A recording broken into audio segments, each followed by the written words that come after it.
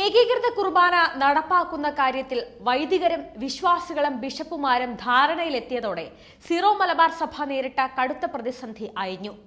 4 പതിറ്റാണ്ടായി തുടരുന്ന ജനാഭിമുഖ കുർബാനയെ അർപ്പിക്കൂ എന്നാണ് എറണാകുളം അങ്കമാലി അതിരൂപതയിലെ ബഹുഭൂരിപക്ഷം വിമത വൈദികരുടെയും വിശ്വാസികളുടെയും നിലപാട്. എന്നാൽ ഒത്തുതീർപ്പെന്ന നിലയിൽ ഒരു ഏകീകൃത കുർബാനയെങ്കിലും അർപ്പിക്കാമെന്ന നിലപാട് സഭാ നേതൃത്വം സ്വീകരിച്ചു. ഇതോടെയാണ് സെന്റ് തോമസ് ദിനമായ ഇന്നു മുതൽ നിർദ്ദേശം അനുസരിക്കാത്ത വൈദികരെ പുറത്താക്കുമെന്ന നിർദ്ദേശം പിൻവലിച്ചിരിക്കുന്നത്. സഭയിലെ 35-ൽ 34 രൂപതകളിലും നടപ്പാക്കിയ ഏകീകൃത കുർബാനയിൽ നിന്ന് പിന്നോട്ടു പോകില്ലെങ്കിലും അതിരൂപതയ്ക്ക് കൂടുതൽ സമയം നൽകാൻ തീരുമാനിക്കുകയായിരുന്നു. വിമത വൈദികരെ പുറത്താക്കുമെന്ന് മേജർ ആർച്ച് ബിഷപ്പ് പ്രഖ്യാപിച്ചതിൽ ഭൂരിപക്ഷം വൈദികരും വിശ്വാസികളും ക്ഷുഭിതരായിരുന്നു. പള്ളികളിൽ വിശ്വാസികൾ ഏറ്റുമുട്ടുമെന്ന സ്ഥിതി വരെയുണ്ടായി. സഭയിലെ പ്രതിസന്ധിയെ വത്തിക്കാനും ആശങ്കയോടെയാണ് കണ്ടത്. എല്ലാ ഇടവകകളിലും ഞായറാഴ്ചകളിലും വിശേഷ ദിവസങ്ങളിലും ഒരു ഏകീകൃത കുർബാന അർപ്പിക്കും.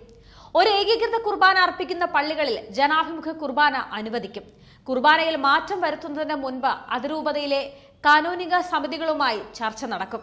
ഡീക്കന്മാർക്ക് വൈദിക പട്ടം നൽകാനുള്ള നടപടികൾ ഉടൻ സ്വീകരിക്കും. ഇതാണ് ഒത്തുതീർപ്പ് വ്യവസ്ഥ. അതേസമയം സഭയിൽ നിന്ന് പുറത്തു പോയാൽ സ്വതന്ത്ര സഭയായി തുടരാമെന്ന വ്യാമോഹമാണെന്ന് ആർച്ച് ബിഷപ്പ് കർദിനാൾ മാർ റാഫേൽ തട്ടിൽ പറഞ്ഞു. അതേസമയം സഭയിൽ നിന്ന് പുറത്തു പോയാൽ സ്വതന്ത്ര സഭയായി തുടരാമെന്ന വ്യാമോഹമാണെന്ന് ആർച്ച് ബിഷപ്പ് കർദിനാൾ മാർ റാഫേൽ തട്ടിൽ പറഞ്ഞു.